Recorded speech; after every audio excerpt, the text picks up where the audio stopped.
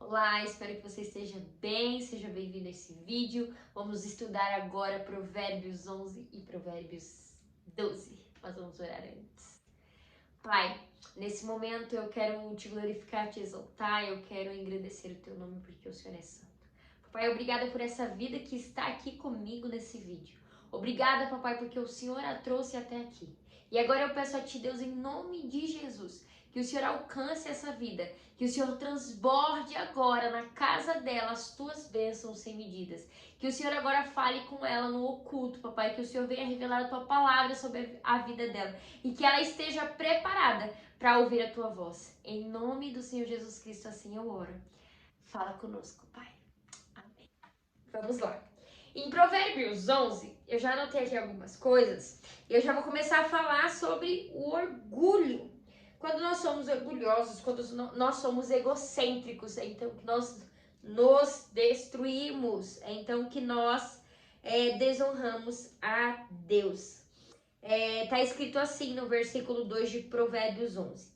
Em vindo a soberba, sobrevém a desonra, mas com os humildes está a sabedoria. Lendo e estudando um pouco sobre Provérbios 11, eu vi que sermos humildes é andarmos em sabedoria, em submissão a Deus.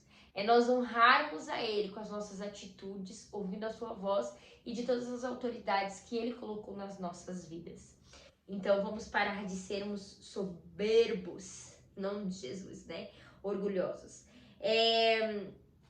O próximo versículo é o 9. Tá escrito assim: o ímpio com a boca destrói o próximo, mas os justos são libertos pelo conhecimento.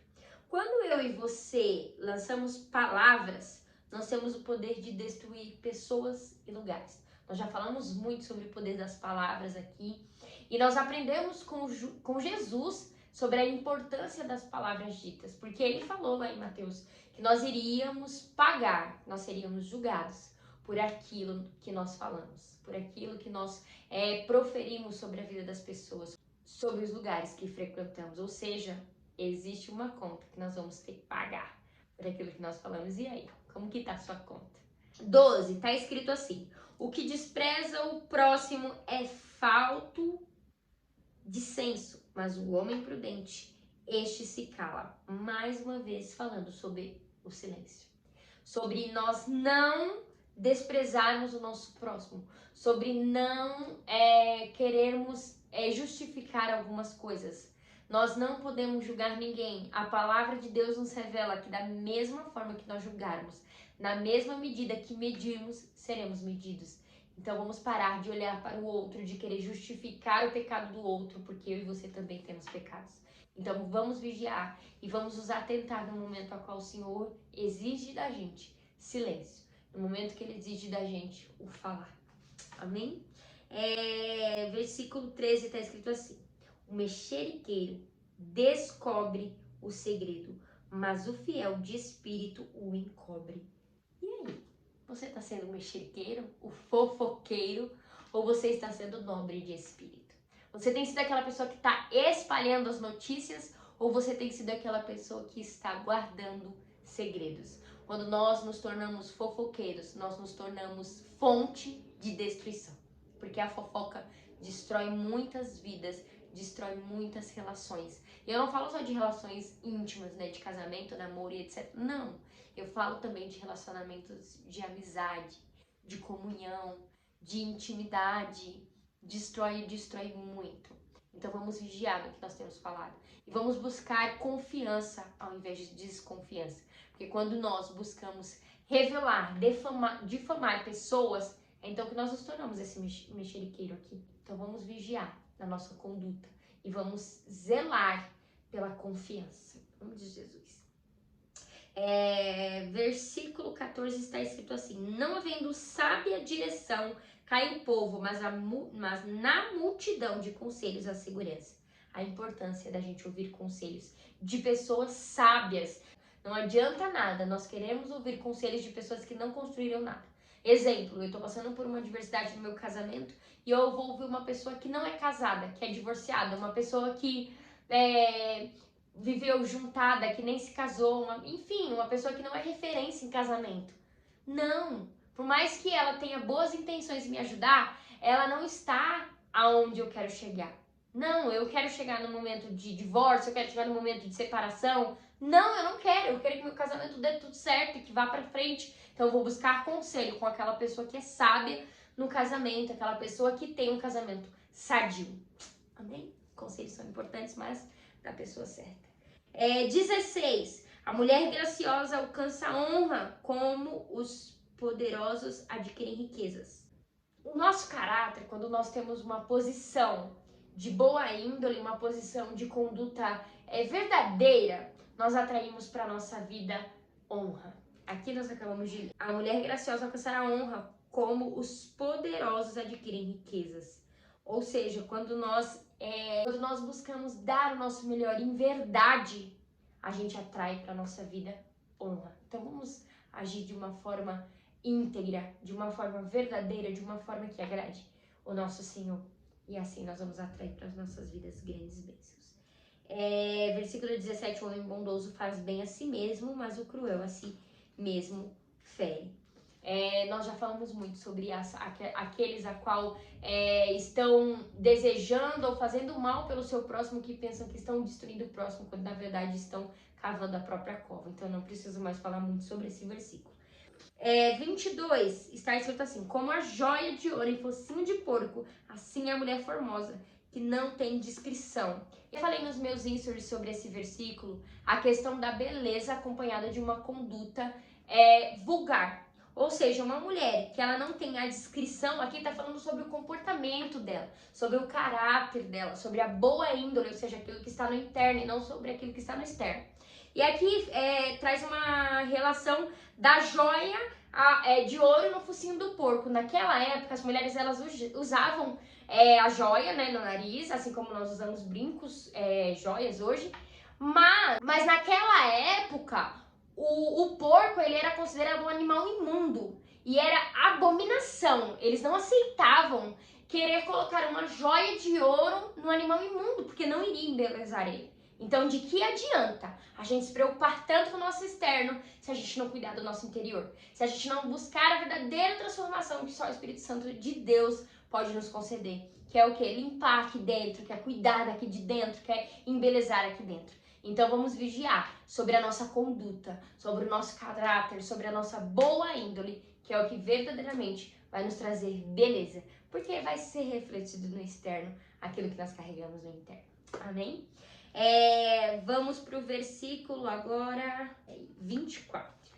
A quem dá liberalmente, ainda se lhe acrescenta mais e mais. Ao que retém mais do que é justo, ser-lhe-á uma pura perda. Aquele que dá sem, por livre e espontânea vontade, não assim por, eu vou doar isso, eu vou dar isso, eu vou abençoar fulano para que as pessoas vejam a minha conduta, tendo como uma obrigação abençoar pessoas, abençoar lugares, enfim, ser fonte aí de bênção na vida das pessoas, né? Entregar de fato por obrigação, por uma posição, porque para que as pessoas enxerguem algo nessa pessoa, tá errado. Nós temos que entregar por vontade própria, por prazer, por amor, por olhar e ter empatia com a vida daquela pessoa e falar assim, meu Deus, eu quero ajudar, eu quero entregar, eu quero abençoar aquela vida. E isso sem precisar que os outros vejam, porque não é sobre os outros, é sobre Deus. E Deus está em todos os lugares. Então,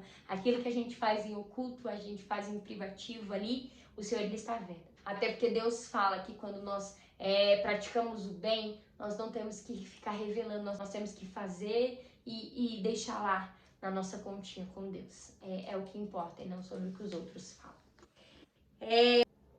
Depois do versículo 24 em diante, vem falar sobre essa entrega, sobre a forma que nós entregamos, abençoamos, a forma que nós nos posicionamos nessa questão de finança, de prosperidade.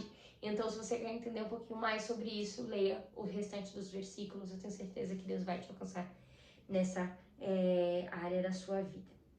Agora vamos para o capítulo 12 de Provérbios, vamos já para o versículo 4, que está escrito assim: a mulher virtuosa é a coroa do seu marido, mas a que procede vergonhosamente é como podridão dos ossos. E aí, esposa, essa é para nós. Como que nós estamos nos portando? O que nós estamos sendo na vida dos nossos esposos? Será que nós estamos sendo coroa? Ou seja, nós estamos sendo a mulher amorosa, a mulher zelosa, a instrutora, a qual está potencializando suas qualidades, impulsionando ele aos novos níveis, impulsionando ele a conquistar aí a sua posição, tanto na sua área financeira como na sociedade, enfim, ajudando ele a crescer em todas as áreas da vida dele? Ou nós estamos sendo essa mulher que procede vergonhosamente, que está atraindo para ele uma doença como se fosse uma podridão nos ossos? Olha isso que forte. Quando nós não impulsionamos o nosso marido, quando nós não ajudamos ele, quando nós não instruímos em amor, a palavra de Deus vem nos falar que nós temos que falar com sabedoria e instruir com amor. Se nós não fizermos isso, se nós formos aquela mulher briguenta, aquela mulher que só cobra, aquela mulher que só grita dentro de casa, nós seremos para os nossos esposos nada além de uma doença que é conhecida como a podridão dos ossos. Isso é um absurdo. Então vamos vigiar. E vamos impulsionar os nossos maridos. Vamos sim lutar e guerrear para que eles cresçam, para que eles vençam. Porque se ele vencer, nós vamos vencer. Nós não temos que competir com os nossos esposos. Não. Nós temos que contribuir, nós temos que encorajar, nós temos que falar palavras de ânimo, nós temos que ser aí a coroa. Ou seja, nós temos que embelezar a ele de dentro para fora. Amém? Às vezes você talvez não tenha reconhecido seu esposo. Talvez ele tenha recebido reconhecimento do lado de fora e não dentro. Então começa a olhar para o seu esposo com outro olhar, a elogiar ele, a ver as qualidades, os potenciais que ele tem, porque ele não é somente defeito. Isso eu tenho certeza absoluta, porque senão você não estaria casada com ele. É isso. É um assunto que eu gosto muito de falar, né? Se deixar eu vou embora. Versículo 5 fala assim: os pensamentos do justo são retos, mas os conselhos do perverso enganam. Muitas das vezes a gente pensa em coisas ruins e negatividade e a gente nem percebe que lançamos coisas ruins no nosso dia a dia, porque a nossa realidade ela é gerada de acordo com aquilo que nós pensamos, de acordo com aquilo que nós carregamos na nossa mente. Tanto que a gente vai ler um versículo que eu gosto muito, não vou lembrar a referência, mas que diz assim: renovai a vossa mente para comprovar a quão boa, agradável e perfeita é a vontade de Deus.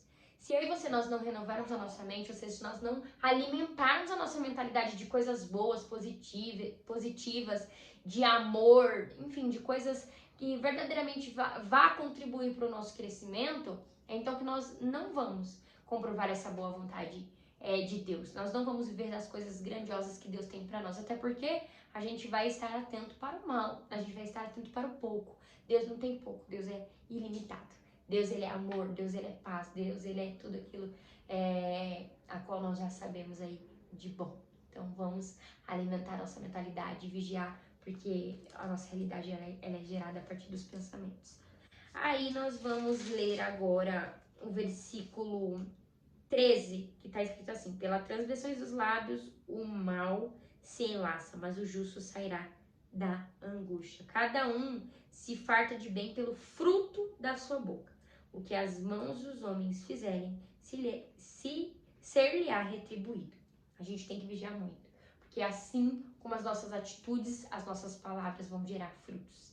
Tá vendo como o Provérbios vai falar muito sobre o falar? Sobre nós vigiarmos muito naquilo que nós estamos lançando através das nossas palavras?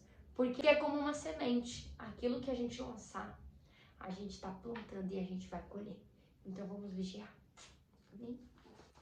Aí, versículo 17 está escrito assim: o que diz a verdade manifesta a justiça, mas a testemunha falsa, a fraude.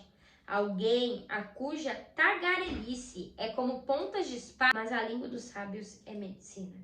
Palavras cura ou destrói. E aí, quem você tem sido? Essa pessoa que é a tagarela e que quer destruir pessoas com as palavras? Ou você tem sido aquela pessoa que está levando cura através das suas palavras?